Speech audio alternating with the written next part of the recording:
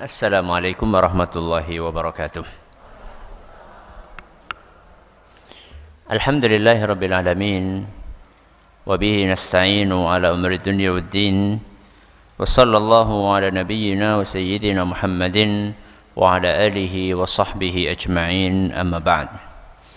Kita panjatkan puja dan syukur kehadirat Allah subhanahu wa ta'ala pada kesempatan pagi menjelang siang yang berbahagia kali ini, tanggal 26 Dzulqa'dah 1440 Hijriah, atau yang bertepatan dengan tanggal 29 Juli 2019.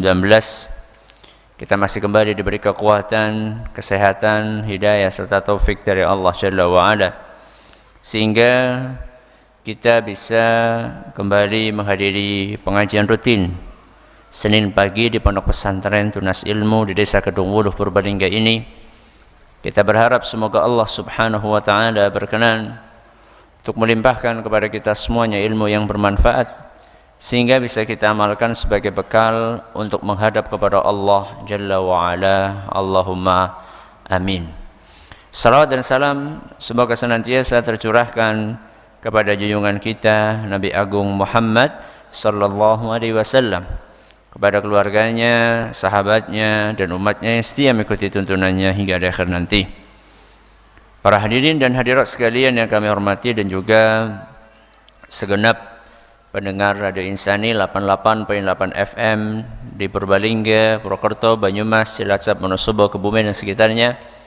Para pendengar Radio Bas FM di Surabaya dan sekitarnya, Radio Roja di Jakarta, di Bandung, di Lampung, di Berau, dan juga dimanapun Anda berada, serta para pemirsa UV TV dan Roja TV yang mudah-mudahan senantiasa dirahmati oleh Allah Azza wa Jalla.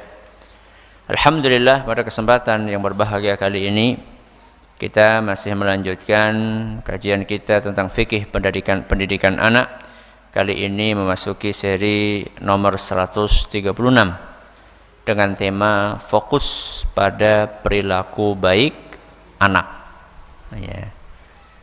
Tema ini masih ada hubungannya dengan tema sebelumnya, yaitu fokus pada kelebihan anak. Saya telah sampaikan pada pertemuan itu bahwa fokus itu diperlukan dalam setiap aktivitas. Sholat harus fokus, ya, kemudian bekerja juga harus fokus, termasuk juga mendidik anak. Mendidik anak pun harus fokus. Kenapa harus fokus? Supaya kita bergerak ke arah yang benar. Kalau kita tidak fokus, maka upaya yang kita lakukan tidak akan tertuju kepada sebuah tujuan. Maka bapak dengan ibu, suami dengan istri perlu untuk duduk bersama menentukan fokus kita itu kemana. Anak-anak kita itu pengen kita jadikan seperti apa, itu harus sepakat dulu. Kalau tidak, nanti anak akan kebingungan. Bapaknya ke utara, ibunya ke selatan. Bapaknya ke timur, ibunya ke barat. Bingung nanti anaknya.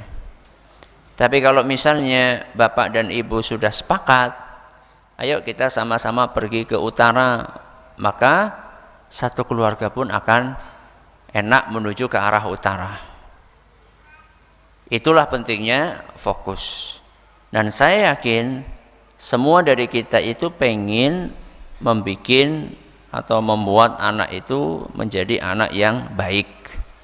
Setuju? Setuju. Kita semua sepakat pengen anak kita soleh dan solehah. Setuju? Yes, berarti semuanya setuju. Tapi apakah cara kita mendidik anak sudah mengarah kepada tujuan itu lain cerita. Ya. Boleh kita katakan saya pengen anak saya soleh, saya pengen anak saya baik, tapi ternyata cara kita mendidik anak kadang-kadang malah tidak sesuai dengan tujuan tersebut. Ibarat orang pengen pergi ke Jakarta, Kalau ke Jakarta itu ke arah barat apa timur? Barat. Kok malah naik mobil ke arah mana? Timur. Ya enggak sampai. Ya. Maka setelah menentukan tujuan, kita harus menentukan langkahnya seperti apa. Ya. Ada sebagian orang tua pengen anaknya punya perilaku baik, tapi yang selalu diperhatikan perilaku buruk anak. Bagaimana anak akan baik seandainya yang diperhatikan perilaku buruknya? Kalau pengen anak itu baik, kan seharusnya yang diperhatikan perilaku apanya? Baiknya. Ya. Dan saya sampaikan di sini bahwa ternyata banyak masalah terjadi dalam pendidikan anak itu, ternyata yang bikin masalah siapa? Ternyata yang bikin masalah orang tuanya. Dan kita harus siap, kalau ngaji itu harus siap untuk memperbaiki diri. Jadi kalau panjenengan ngaji terus dari awal panjenengan sudah merasa nyong bener, orang mungkin salah, wis ora usah ngaji bae. Ya. Ngaji itu untuk memperbaiki diri. Maka kita harus siap untuk oh iya ternyata saya keliru selama ini. Berarti ayo diperbaiki. Saya sampaikan tadi bahwa banyak masalah dalam pendidikan anak itu ternyata yang bikin masalah adalah siapa? Orang tua. Contoh seperti ini. Kita itu sering bereaksi ketika anak melakukan perbuatan jelek. Contoh misalnya, anak itu susah sekali dibangunkan untuk subuhan. Apakah panjenengan bereaksi saat itu? Bereaksi no, betul? Bukan hanya bereaksi, beraksi. Supaya anak itu bangun. Dan caranya bisa macam-macam. Ya, pelan-pelan. Ya, nah ternyata enggak mempan. Ya, volumenya diapakan? Dinaikkan. Ya. Kalau volume biasanya 20, ya, volumenya naikkan sampai berapa? Yo, masa langsung 100 ya. 20, 50, lama-lama apa? 100. Kok belum bangun? Ya. Ambil apa? Ambil alat. Alatnya bisa sapu, bisa macam-macam. Bisa air, ya. Macam-macam lah intinya. Jadi kita akan beraksi ketika anak melakukan sesuatu yang negatif. Tapi coba lihat. Ketika anak tidak dibangunkan sudah bangun sendiri. Malah bahkan bangunin jenengan. Ya, biasanya anak yang dibangunkan, sekarang anak malah bangunkan jenengan. Apakah saat itu jenengan bereaksi?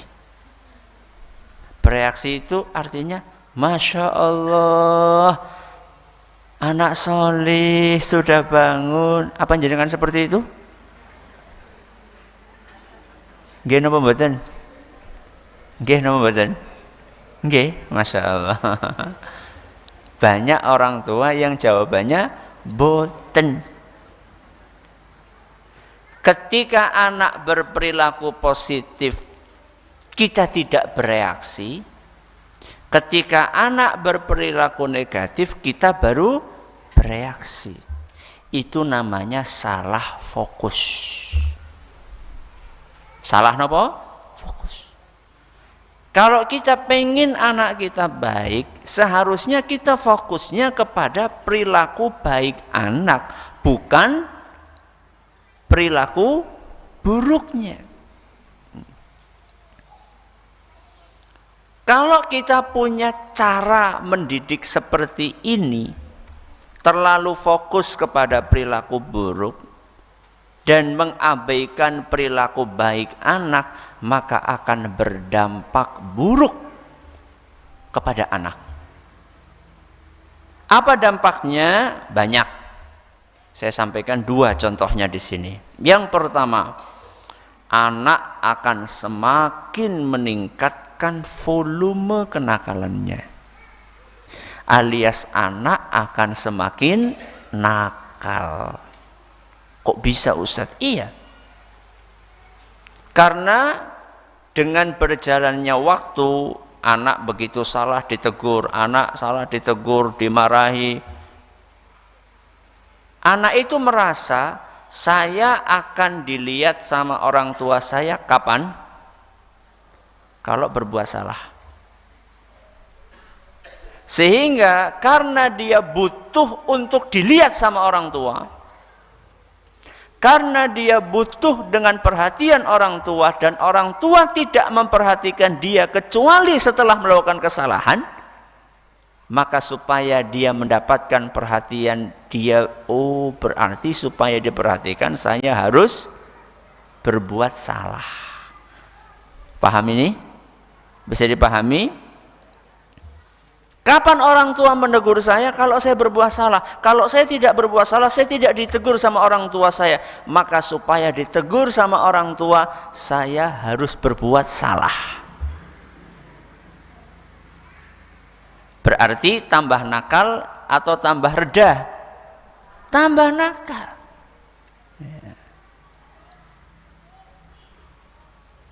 Bapak Ibu yang kami hormati, para pendengar, para pemirsa, anak itu butuh perhatian atau tidak? Butuh atau tidak? Butuh. Jangankan anak, panjenengan yang sudah dewasa saja itu butuh perhatian. Ibu-ibu, panjenengan kalau nggak diperhatikan suami, enak atau tidak? Enak atau tidak? Tidak. Bapak-bapak, kalau nggak diperhatikan sama ibu, enak atau tidak? Enak atau tidak? Tidak.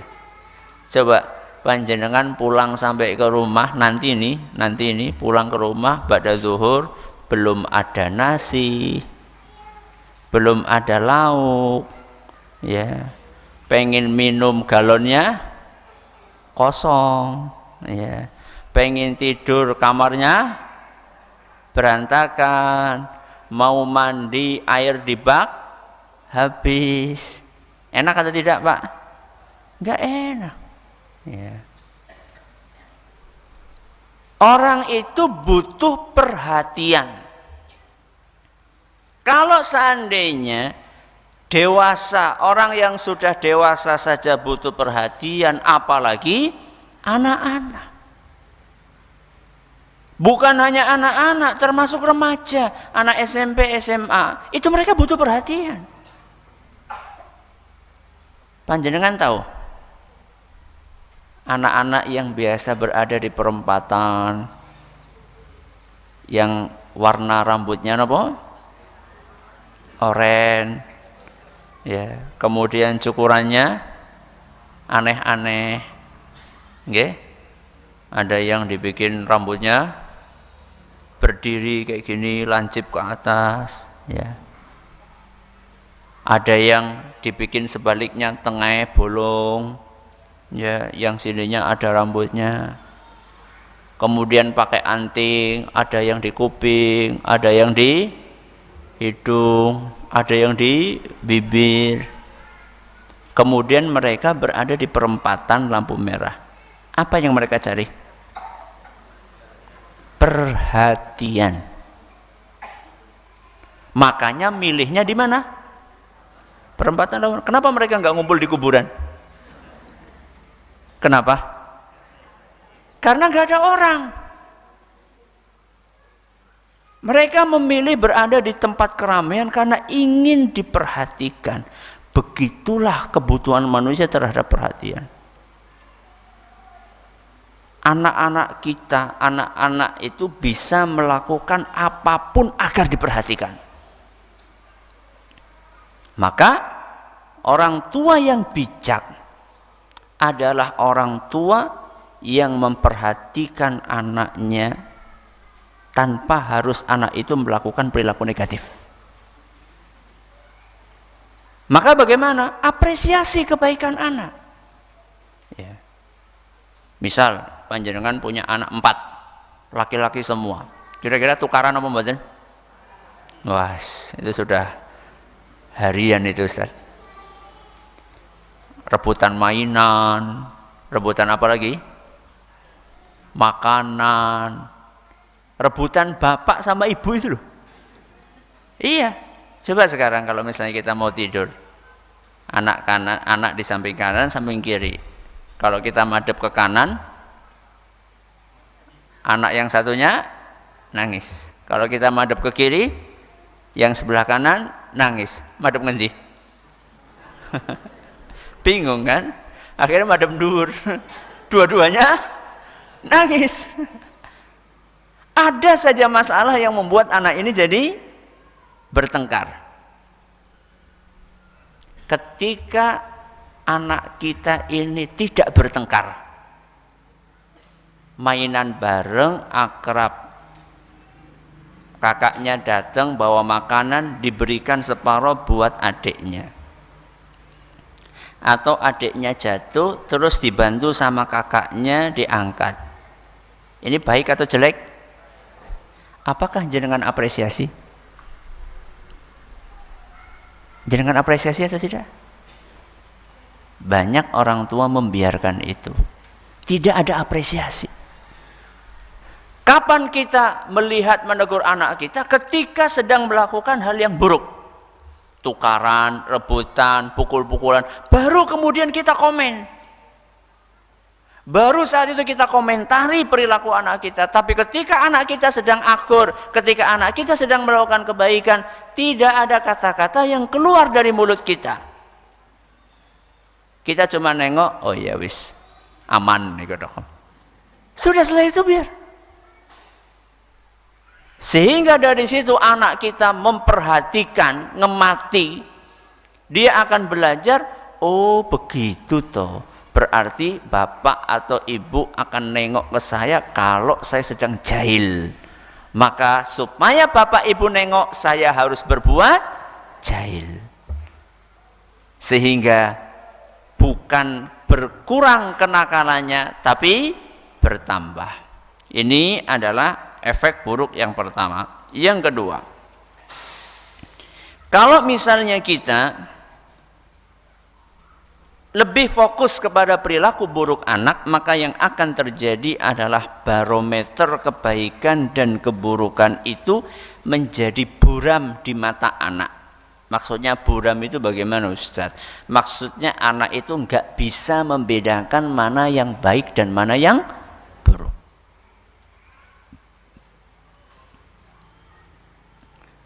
Anak itu urutannya pertama mumayyiz. Apa nama? Mumayyiz. Kemudian yang kedua mukallaf. Ada istilah apa? Mumayyiz, kemudian ada istilah mukallaf. Mumayyiz itu adalah ketika anak sudah bisa membedakan mana yang baik, mana yang buruk. Itu namanya mumayyiz. Usia berapa kira-kira ya? Anak sudah tahu, oh ini baik, ini jelek. Itu usia berapa? Pinten? Mungkin ya, mungkin usia 6 tahun, usia 5 tahun, itu sudah mulai bisa membedakan. Berarti anak sudah nopo? Mumayyiz. Nanti berapa tahun kemudian anak akan mukallaf. Mukallaf itu sudah wajib melakukan kewajiban agama. Sudah wajib sholat, sudah wajib puasa. Kapan itu? Ketika anak sudah balik. Ketika anak sudah balik. Usia berapa balik? Ya tergantung. Nun sewu. Kalau ibu-ibu, kalau anak wanita itu biasanya baliknya itu kalau sudah datang bulan. Usia berapa datang bulan? SMP? SD sudah ada yang datang bulan atau belum? Ada, kelas 6. Ya berarti usia berapa itu kelas 6? 6 tambah 7 pinter? 13.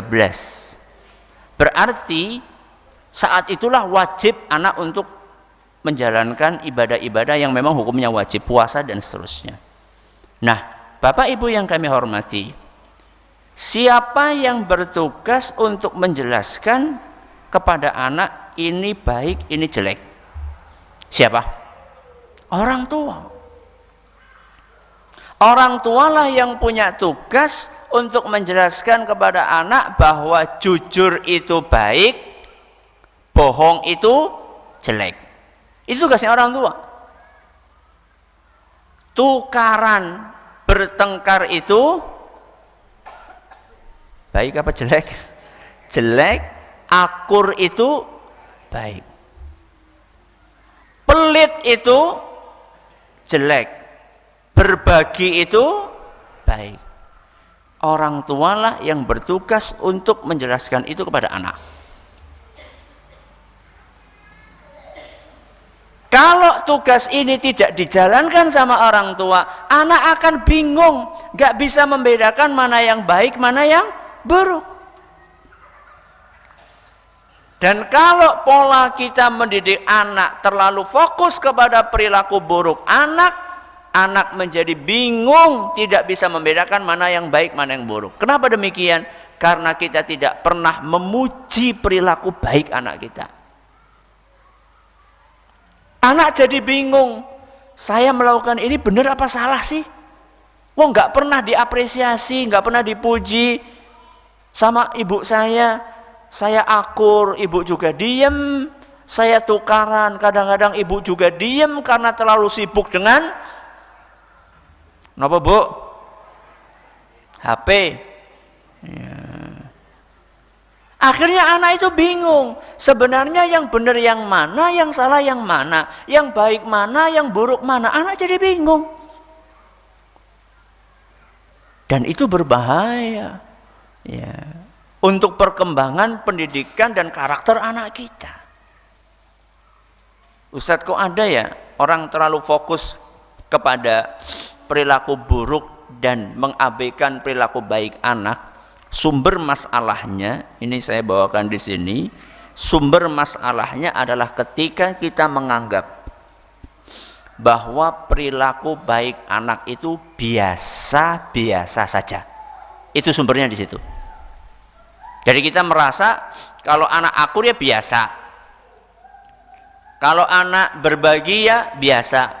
Kalau anak berangkat ke masjid tepat pada waktu ya biasa. Kalau anak belajar ya biasa. Karena kita anggap biasa, sehingga kita tidak merasa perlu untuk memberikan penghargaan dan apresiasi. Ini sumbernya di sini. Padahal anak berperilaku baik itu biasa atau luar biasa? Luar biasa. Terus kalau luar biasa apa Ustadz? Ya harus diapresiasi. Kita ini dalam beragama Islam sudah diajarkan untuk terbiasa mengapresiasi kebaikan. Jadi kalau ada orang berbuat baik kepada kita, kita ini sudah dibiasakan oleh Islam untuk menghargai kebaikan orang tersebut. Contoh misalnya, ini hadisnya. Hadis riwayat Abu Dawud dan dinyatakan sahih oleh Imam Ibnu Hibban dan Syekh Al-Albani. Apa kata Rasul sallallahu alaihi wasallam? "Wa man sana'a ilaikum ma'rufan fakafi'uhu." Barang siapa yang berbuat baik kepadamu, maka balaslah kebaikan tersebut. Ini apresiasi atau bukan? Apresiasi. Jadi kalau ada orang berbuat baik kepada kita, jangan kita anggap biasa. Lah biasalah. Ya. Ada orang tetangga ngirimi kita makanan. Ada tetangga kita ngirimi kita makanan. Dia nyayur bening, dia kirimi satu rantang sayur bening ke tempat kita. Dia berbuat baik atau tidak? Buat baik. Kita diajarin oleh Islam untuk membalas kebaikannya. Bagaimana membalasnya? Dikirimi jangan bening, balasnya pripun?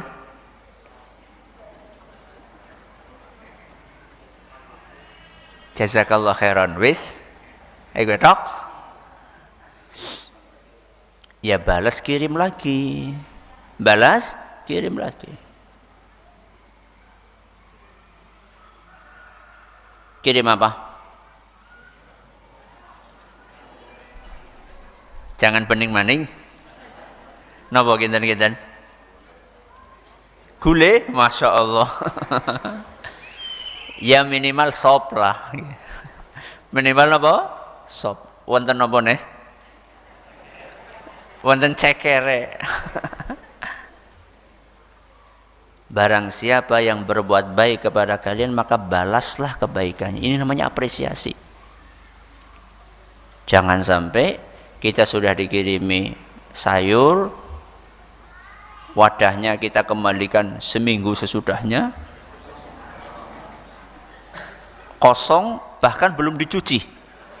Wih, kebangetan banget gitu. Ada orang seperti itu? Subhanallah. Wonten? Naudzubillahi min dzalik. Jadi kita di dalam agama kita sudah diajarin supaya mengapresiasi kebaikan. Sampai kemudian Rasul SAW bersabda, fa illam tajidu ma tukafi'unahu, seandainya kalian tidak punya sesuatu untuk membalas kebaikannya, betul-betul kita nggak bisa ngirimi masakan yang lain, karena memang betul-betul di rumah itu nggak ada apa-apa untuk dikirimkan ke sana. Apa kata Nabi SAW? Fad'u lahu, doakan orang tersebut. Dan mendoakan pun juga bukan sekedar mendoakan, hatta tarau annakum qad kafa'tumuhu. Doakan sampai kira-kira doamu itu sepadan dengan kebaikannya. Jadi kalau kira-kira nak jenengan dikirimi daging kurban 10 kilo gitu, dongane kepriwe jajar kira-kira? Apa ya cukup kur donga matur nuwun niku. Ya doanya harus sesuai kira-kira dengan kebaikan. Jadi agama kita itu ngajari kita untuk mengapresiasi kebaikan. Maka pola pikir bahwa anak berbuat baik biasa saja dan tidak perlu untuk diapresiasi, itu pola pikir yang harus kita perbaiki. Mulai saat ini ya, latihlah kita untuk mengapresiasi sekecil apapun perilaku baik anak kita. Anak masuk ke rumah biasanya nggak salam, tumben-tumbenin apa? Salam. Sambut anak itu. Waalaikumsalam. Masya Allah, anak solih. Habis seneng banget kalau kamu masuk rumah pakai salam. Diapresiasi. Ya. Anak biasanya nggak pernah nyuci piring, tahu-tahu nggak disuruh setelah makan nyuci piring, walaupun piringnya sendiri, diapresiasi. Dan mengapresiasi pun juga caranya yang baik. Masya Allah, anak solih, bersih. Nah kayak gitu dong, habis makan apa? Nyuci piring. Dan kalau sudah mengapresiasi, nggak usah ngungkit-ngungkit yang kemarin. Nah kayak gue, kayak wingi. Kata-kata aja kayak wingi itu seakan-akan kayak menghapus apresiasi sebelumnya. Masya Allah. Nah gitu anak soleh. Ya. Orang kabehan sisan gue dikumbai. Ya. Jadi apresiasi itu dengan bahasa yang baik. Loh Ustaz, kalau kita itu disuruh fokus kepada perilaku baik anak, apa artinya kalau anak berperilaku buruk dibiarkan? Ya enggak toh, enggak dibiarkan. Jadi jangan dipahami dari pengajian ini bahwa kalau anak sedang nakal itu dibiarkan, bukan. Karena kita tahu dalam Islam ada ibadah namanya amar ma'ruf nahi mungkar. Amar ma'ruf niku napa? Mengajak kepada kebaikan. Nahi mungkar melarang, mencegah dari kemungkaran. Kalau misalnya anak berbuat buruk kita biarkan, oh berarti nanti kita nggak amar ma'ruf nahi mungkar. Padahal kita disuruh oleh agama kita untuk amar ma'ruf nahi mungkar. Tapi ingat, amar ma'ruf nahi mungkar itu harus proporsional. Proporsional niku nggih seimbang. Nggih, mboten kur nahi mungkar tok, tapi nggih kedah napa? Amar ma'ruf. Tidak cukup kita hanya melarang, tapi juga kita perlu mengajak. Dan coba, kenapa kita tidak berpikir menegur anak sebelum melakukan kesalahan? Bukan hanya menegur anak sesudah melakukan kesalahan. Rata-rata dari kita, kapan menegur anaknya? Setelah melakukan kesalahan. Sebelum anak melakukan kesalahan, kita tidak tegur, kita tidak ingatkan. Padahal Bapak Ibu yang kami hormati, para pendengar, para pemirsa, padahal menegur anak sebelum melakukan kesalahan dengan menegur anak sesudah melakukan kesalahan lebih efektif mana? Sebelum atau sesudah? Sebelum. Kenapa demikian? Karena saat itu kondisi psikologis anak sedang stabil. Kalau sebelum melakukan kesalahan, kondisi psikologis anak sedang apa? Stabil. Kalau dia habis melakukan kesalahan, kondisi psikologisnya sedang labil. Kenapa bisa labil? Karena dia merasa salah. Dia merasa minder, merasa melakukan kekeliruan, sedih, ya kadang-kadang marah juga, takut. Sudah takut dimarahi, tambah nopo? Tambah takut. Terus kenapa Ustadz? Kalau labil sama stabil, oh itu berpengaruh Bapak Ibu yang kami hormati. Kalau kondisi psikologis anak sedang stabil, itu nasihat mudah masuk. Dibandingkan ketika suasana hatinya sedang nopo? Labil. Oh itu agak sulit masuknya. Ya. Kita kan menyampaikan nasihat pengennya diterima atau ditolak? Pengennya kan diterima. Jadi ketika menyampaikan nasihat gitu supaya diterima, kita harus memperhatikan beberapa kondisi. Harus memperhatikan beberapa trik. Salah satunya adalah suasana hati orang yang sedang dinasihati. Itu perlu kita perhatikan.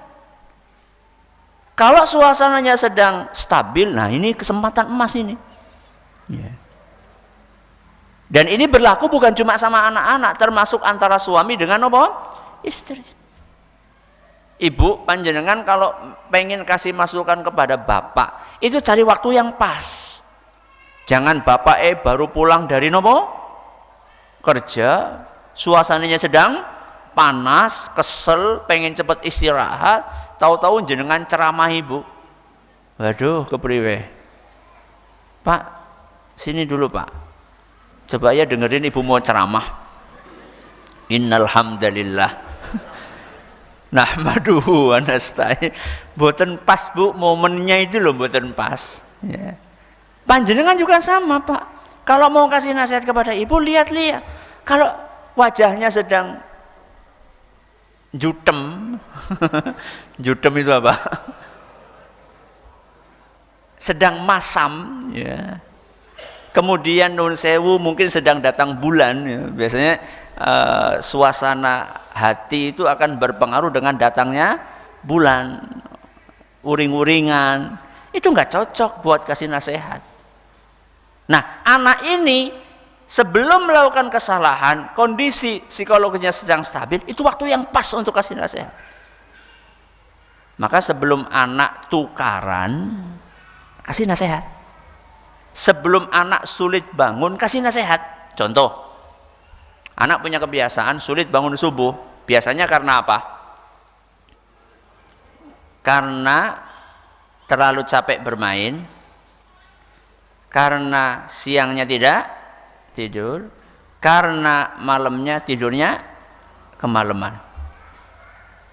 Panjenengan sudah tahu itu, seharusnya orang tua itu bisa ngemati, bisa memperhatikan, oh anak saya sulit bangun kalau kondisi gini-gini. Maka sebelum itu terjadi, nasihati anak. Ayo nak, tidur siang. Ini kan sunnah Rasul SAW. Insya Allah kalau kamu tidur siang, besok kamu bangunnya akan enak, nyaman. Ketika malam-malam menjelang isya, nak nanti habis isya tidurnya jam berapa? Ajak anak untuk diskusi. Ya. Gimana kalau tidurnya jam 8? Ya. Aku pengen main. Oke, enggak apa-apa main. Habis isya silahkan main sampai jam berapa? Jam 8. Main apa? Badminton. Aduh, Masya Allah. Enggak apa-apa kalau jenengan mau ya, dan memang seyogianya mau gitu loh. Ajak anak main badminton habis isya sampai jam berapa? Jam 8. Dijamin itu langsung apa? Langsung capek tidur jam 8. Lihat nanti begitu jam 4 jenengan bangunin, itu enggak seperti kemarin ketika dia tidurnya jam 10. Kenapa? Karena dia sudah marem apanya? Tidurnya. Ya. Ini namanya menasehati sebelum melakukan kesalahan. Jadi intinya pengajian kita hari ini, fokuslah pada perilaku baik anak, bukan pada fokuslah dalam perilaku baik anak, bukan pada perilaku buruk anak. Wallahu a'lam bishawab. Silakan, ada pertanyaan bisa disampaikan.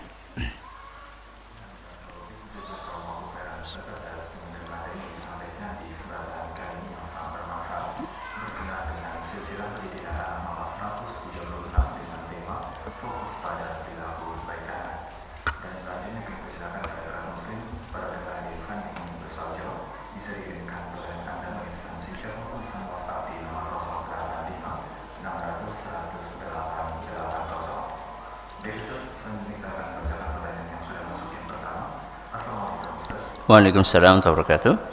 Berapakah batasan balik bagi anak laki-laki karena setiap anak laki-laki saya suruh untuk saling dengan teman saya dan selalu ditanya terlebih dahulu sudah berpikiran atau belum, sudah balik atau belum, dan anak saya berhitam pada usia 3,5 tahun dan saat ini usianya sudah beranjak 8 tahun. Mohon nasihat Ustaz. Syukur. Anak laki-laki balik itu punya ciri-ciri seperti anak perempuan balik. Kalau anak perempuan tadi baliknya saat apa? Saat datang bulan. Dan maaf ya, kata para ulama, semakin salah satu tanda anak perempuan balik, maaf ya, ketika bagian dadanya mulai menonjol. Itu juga termasuk apa? Indikasi bahwa anak itu sudah mulai balik. Kalau anak laki-laki, baliknya itu bukan dilihat sudah khitan atau belum, bukan. Ya, bukan sudah khitan. Nanti anak bayi sudah khitan berarti balik gitu. Bukan dilihat dari situ. Laki-laki balik itu dilihat saat dia mimpi basah. Mimpi apa? Basah. Mimpi basah niku sanes ngompol. Ya, mimpi basah itu adalah ketika laki-laki bermimpi melakukan hubungan badan, kemudian ketika bangun, maaf, sudah ada cairan. Ya, sudah ada cairan yang keluar dari kemaluannya. Dan itu bukan air seni, tapi itulah air mani. Ya, itulah air mani. Bentuknya pun berbeda. Kalau air seni kan cair, kalau air mani itu pekat, ya, lengket. Nah, itu tanda anak laki-laki sudah balik. Tanda yang lainnya juga kata para ulama, maaf, tumbuhnya bulu di kemaluan. Ya, tumbuhnya bulu di kemaluan. Itu juga pertanda anak sudah balik. Sehingga kalau ditanya umur, ya tadi kan beda-beda antara satu anak dengan anak yang lain. Tapi ya biasanya antara umur 13-an gitu nggih. Dan kadang-kadang itu berpengaruh juga kepada suara. Berpengaruh kepada suara. Suaranya lebih ngebas. Ya, suaranya lebih ngebas. Biasanya kayak gitu. Cuman itu tidak bisa dijadikan sebagai tanda kalau suara. Itu cuma pendukung saja. Cuma faktor pendukung, indikator pendukung. Tapi yang utama tadi saat mimpi basah. Istilah agamanya itu junub. Napa? Junub. Nggih. Silakan, masih ada kesempatan satu pertanyaan lagi.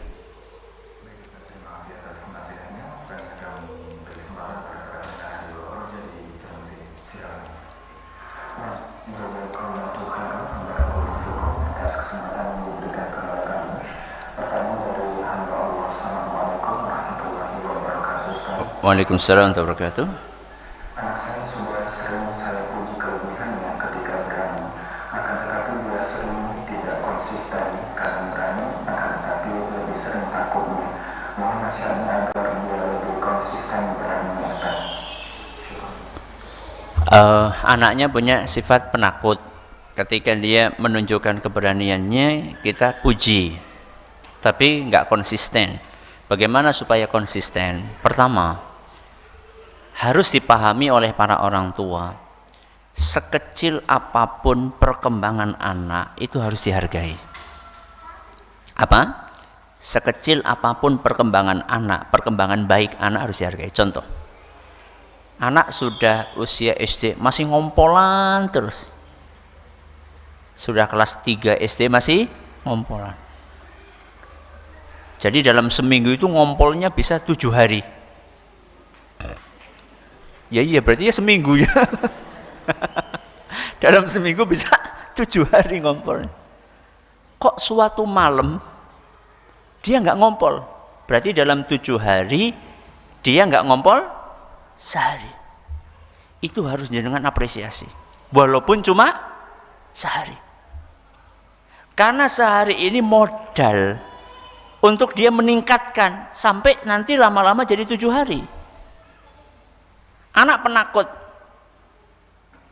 Selama ini kalau malam-malam pengen ke belakang selalu bangunkan orang tuanya. Suatu malam dia bangun sendiri. Langsung kamar mandi, walaupun habis itu langsung lari cepat balik. Itu perkembangan atau tidak? Perkembangan, harus diapresiasi. Tapi nggak konsisten Ustadz. Buktinya besoknya minta ditemani. Masya Allah Bapak Ibu. Konsisten itu bahasa agamanya kan istiqomah, nggih. Nggih napa mboten? Istiqomah. Saya tanya, jenengan istiqomah napa mboten? Wong yang sebesar kita saja istiqomah itu masih banyak kekurangannya, apalagi anak kecil. Ya. Terus bagaimana Ustadz? Ya terus jenengan lanjutkan apresiasi tadi. Jangan kemudian karena anak tidak konsisten terus berhenti untuk mengapresiasi, jangan. Ya. Tetap apresiasi perilaku baik anak tersebut walaupun dia belum konsisten. Ya. Ini yang pertama. Yang kedua, terus motivasi anak. Ya. Kalau perlu bikin grafik, ya. Oh, hari ini kamu lebih berani dari kemarin, bagus. Ya. Ternyata besoknya lebih lagi, terus dimotivasi supaya anak itu punya semangat untuk meningkatkan karakter positif yang ada dalam dirinya. Ya. Maka intinya adalah tidak bosan untuk memberikan apresiasi. Pas jam 11, mudah-mudahan bermanfaat apa yang kita sampaikan. Terima kasih atas perhatiannya. Mohon maaf atas segala kekurangannya. Kita tutup dengan membaca Subhanakallahumma wa bihamdika asyhadu an la ilaha illa anta astaghfiruka wa atubu ilaik. Wassalamualaikum warahmatullahi wabarakatuh.